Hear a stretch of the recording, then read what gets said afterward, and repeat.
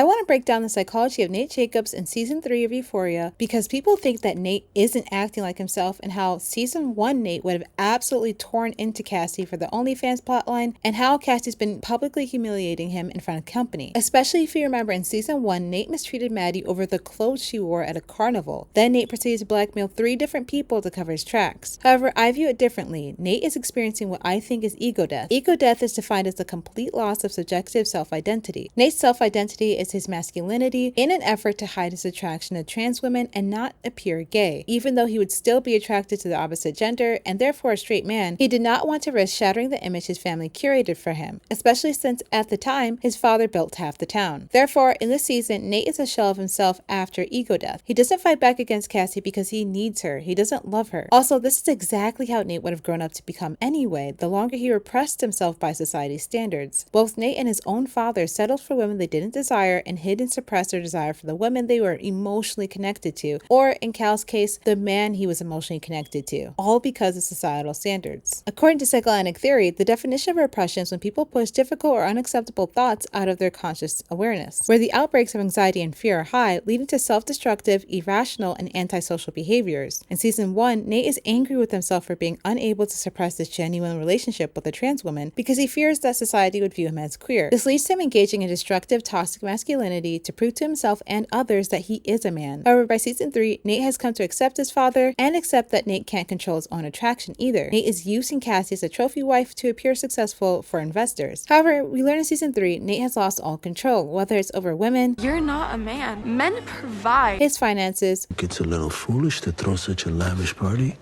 when you owe so many people money. or whether it's over his own body rejecting his marriage to a woman he settled for by vomiting and visibly repressing his anger. However, without proper intentionality, conscious effort, and extensive therapy, it's only a matter of time before fans see Nate unleash the rage within him. If you like this video, please like and subscribe to Hella Okana.